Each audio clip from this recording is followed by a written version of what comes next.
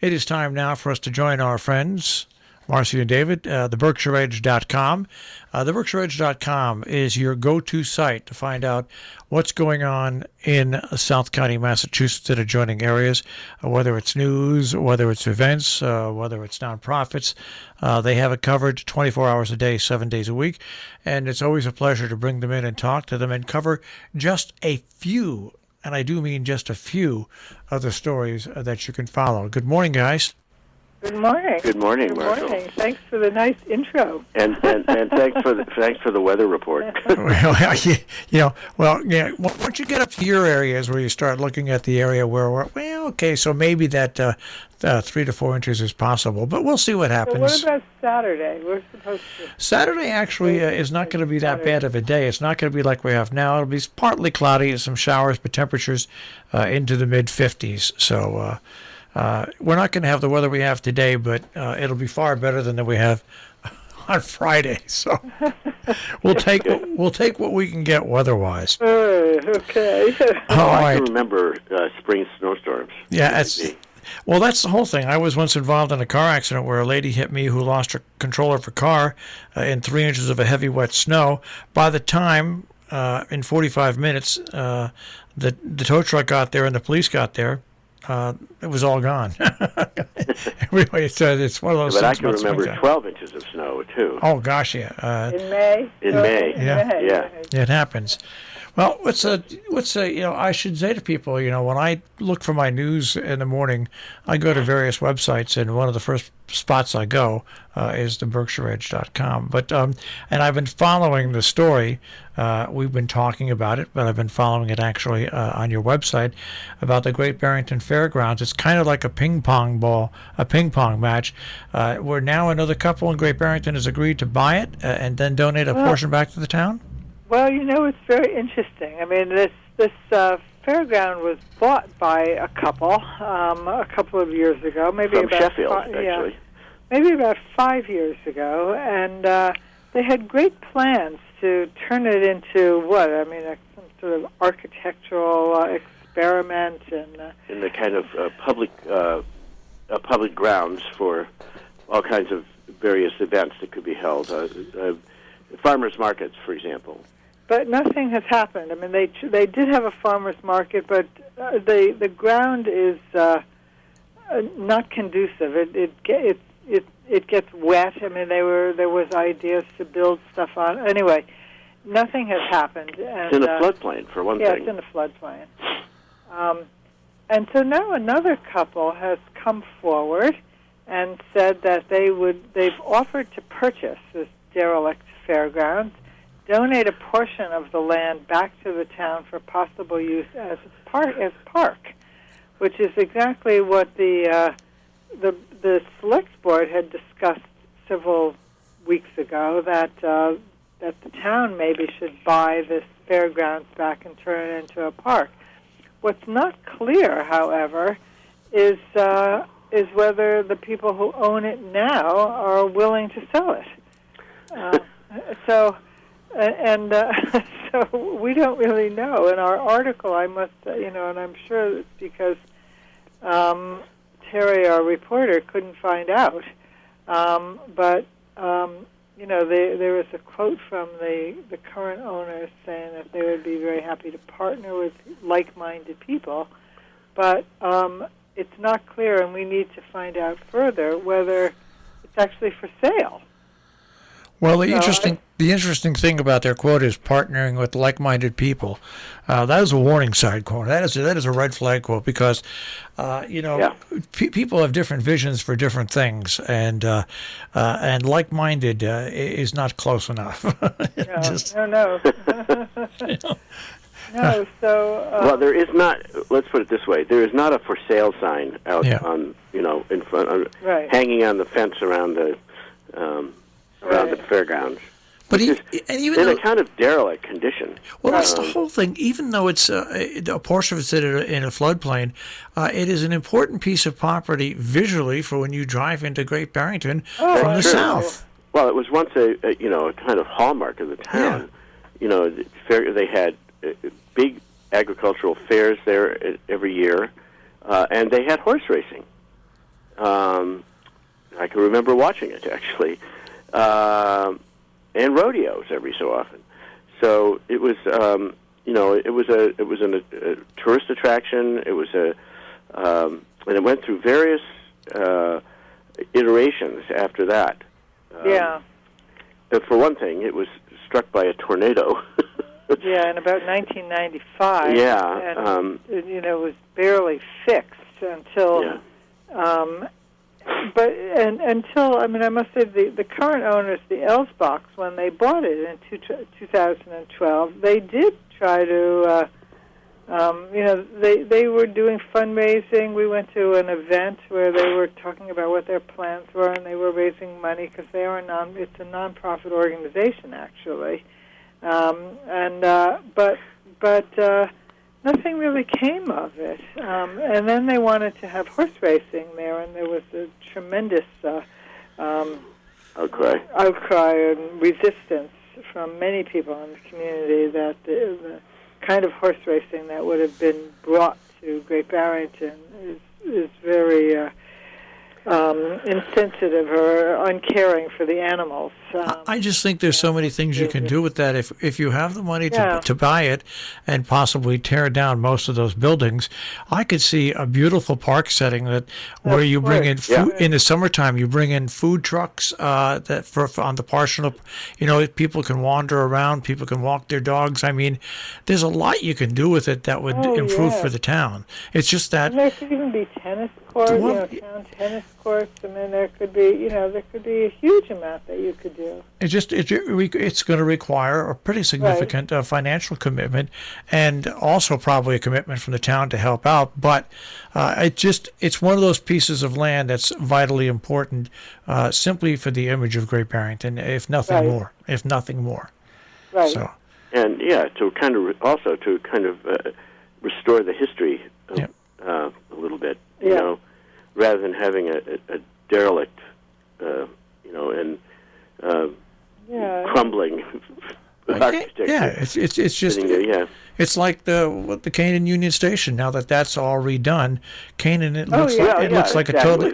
It's beautiful now. It's a totally different look when you come back into North Canaan. So that's how important. Yeah, and this really is the gateway into Great Barrington. It most certainly is. It's on Route 7. It's across the street from Guido's and the Big Y.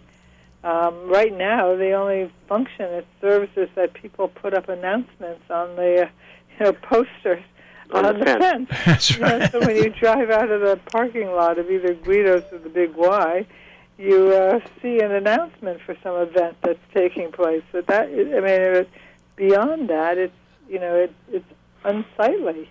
Yeah. Well, that's one of those stories that we'll continue to follow, and eventually I think it'll turn out okay. But you've got to go through all the different angles before that. This couple, the Chauvals, they are really wonderful. I mean, they made a huge contribution once before. I mean, I think they paid for something at the lake. What was it, David? They are really wonderful. They've been willing to invest in the town. That's what you need. Town beach. Yep. The town beach. So they seem to be. They contributed $45,000 to new playground equipment at the Lake Mansfield Recreation Area, which is our town. So they seem to be civic-minded. Yeah. Well, that's what it's going to take. It's going to take somebody that's civic-minded, has connections, can raise funds and put funds in, and work cooperatively with the town. I think my personal view is that somehow there have been various ideas of how to use that space, but I don't think there's been a coherent proposal yet that I've heard, or there may be one out there, but we haven't heard about it yet. Well, it's been in private hands, which makes it difficult, right? Yeah. I want to move on because your next story around here with our volunteer fire departments and even paid fire departments, long-term department heads, when we lose them. I know in Sharon we lost our long-term fire department. It's an emotional time for a town and for the department. And Great Barrington actually lost its longtime fire chief, and you've got a story on Harry Jennings. Yeah, Harry Jennings. He was fire chief for he was a member of the fire department for 38 years, and it was chief for the 11. But he was a really a beloved character, and I can remember going to town meetings, and he was always there defending his the expenditures for the fire department, and he shepherded through. And because of his, I guess, his popularity and the respect the town had for him, the town was able to. The voters were willing to fund a new fire, a new fire department headquarters, and used to be right downtown, but it was quite cramped and in a difficult and inaccessible location. Right next door to the Mahawi. Right next door to the Mahawi Theater. But in any case, people in town had a great deal of respect and fondness for their fire department, due in large part because of Harry Jennings. So it's a shame that he passed. How old was he? Do we know? I'm not sure. He was 38. He was there. He was chief for 38 years, or he served in the fire department for 38 years. These and it's hard to get volunteer firemen these days. Yeah, that's true. First of all,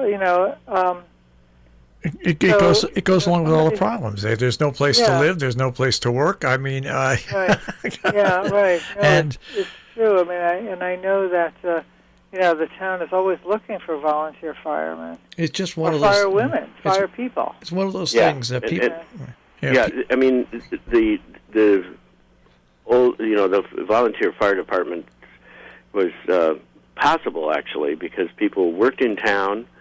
And they had jobs that could, from which they could suddenly leave and do,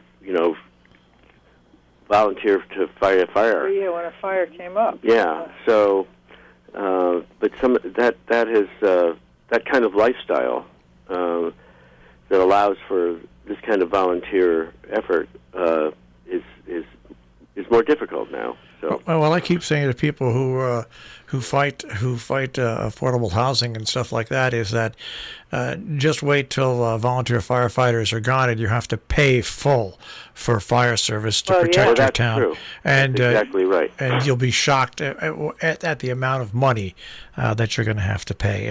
The work that the volunteers do and the ambulance squads and the fire departments are simply amazing, and it's a bargain at the price. I want to move on to. It's also, by the way, I must say, it's a sign of the kind of sense of community that makes these New England towns very special, I think. Yep. Absolutely. Yeah. I want to move on to the next. We don't know I'm looking at the article, and we actually don't know how old he was. Well, it's the point. The point is that he dedicated his life to the town, basically, whether you're just a member of the department or heading it up, and you can't ask for any more than that from a neighbor. I want to move on to your story about Williams College and their efforts to have the Berkshires become more inclusive racially and ethnically as well. Yeah, they're having they have a panel discussion in which they're talking about how a community can be sure to include its minorities. Well, its population of different ethnic backgrounds, and so it's especially in this era, which we seem to be in a moment of nationwide Right. of reassessing how our attitudes are towards our various ethnic populations. This is just one of those moments in American history where I think we've always been kind of wondering who in the devil we are, Right. and this is just one of those moments, of course, not locally and nationally. Now, this what happened at Williams College is that they had the first in what they planned to have a series of community discussions on integrating different peoples into the community, and so the first one, which took place on Wednesday, I think, on Monday night. Sorry, was called "On Being Asian American in the Berkshires." Especially during COVID-19, and it had an interesting group of people, including Yuki Cohen, who is a Korean born in Korea, who owns a very popular restaurant called Methuselah Bar and Lounge in Pittsfield, and she's also, I think, now a city councilor in Pittsfield, and they also had a woman named Helen Moon, who is an Asian, also a city councilor in Pittsfield, and another woman named Michelle DeCepeda, who's a prominent person in Pittsfield. They're going to be more of them.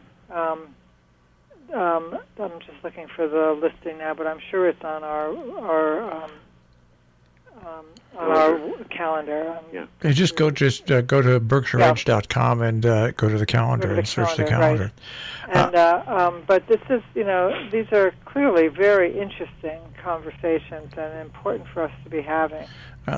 Talking about your calendar, though, the traditional summer season is going to be back with a small T in traditional, okay? Because activities are going to be affected, but at least they're coming back.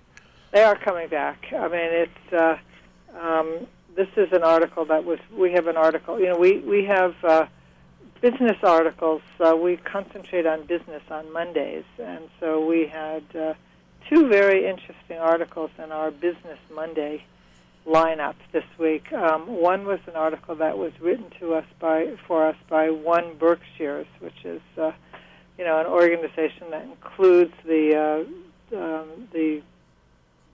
Chamber of, not the Chamber of Commerce, but the Tourist Bureau and also the Economic Development Organization. Yeah, it's a county-wide organization to kind of promote the Berkshires culturally and economically. Economically, yeah. And they write us an article once a month on what's happening in the Berkshires. It's sort of an overview of what's happening in economic terms. And this week or this month, they wrote an interesting article about what cultural organizations are planning this summer, and it's a sort of a quick peek at who's doing what. But what's so encouraging is that many organizations are happening, and we will be doing more about this. We will be bringing Calendar, which is our Calendar magazine. We're bringing it back into print, toward the end of May. Bringing it online first and then into print. But this is a section in a magazine that focuses on places to go and things to do. And so we are excited as we are collecting information from the magazine. This article is really the first taste of what's happening, and we'll be following through with a more in-depth look. But everyone, is trying to have a summer schedule. Yep.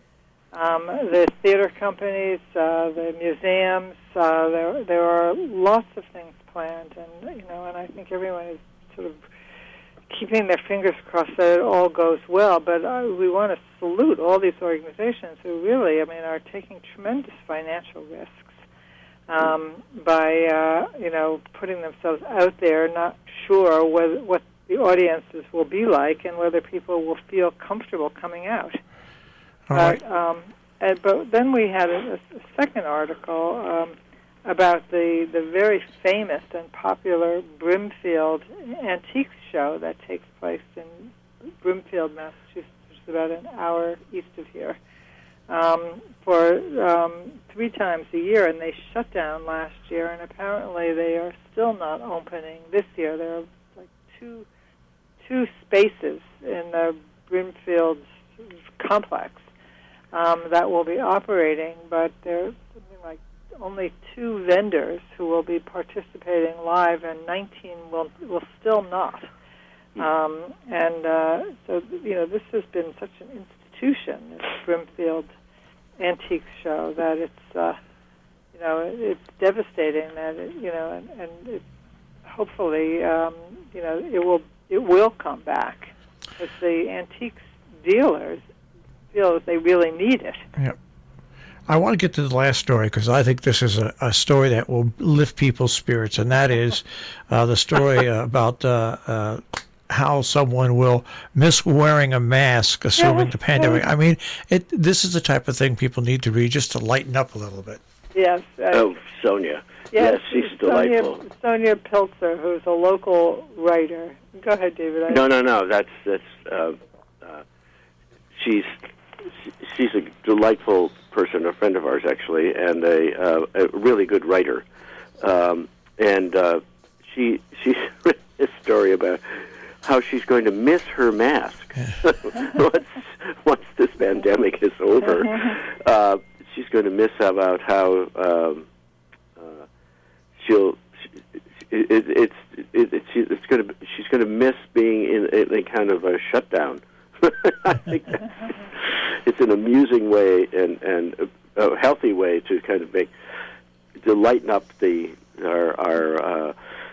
restrictions and isolation that we've all been enduring for the last year. And she says things like, in the winter it's very useful. It keeps her face warm. It also enables you to sneer at people when they say something dumb. Exactly, and you don't know whether people are smiling or not. And she said there's something nice about there's a kind of it keeps you protects you from the sun and the wind. Well, she goes on too about how she remembers her grandmother would tie a white woolen kerchief around her hair before they ever went outside. Right. It was just part of what they would wear when they would go out in public. Right. So. And she talks about her trip to the United Arab Emirates, where she saw women who were covered in hijabs. But when they went into the ladies' room, they took off all these masks. They had nice makeup on, and they were giggling about, makeup and clothing and stuff like that. And then, of course, they went outside, covered up again. And she says she sort of feels like, that she's covered up and sort of protected in a way by wearing her mask. So it's an amusing take.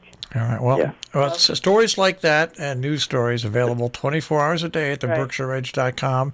And once again, their magazine with all the events coming out hopefully towards the end of May. Guys, we will speak with you next week. Yes. Okay. Thank you. Thanks, Marshall. Take care. Have a nice week.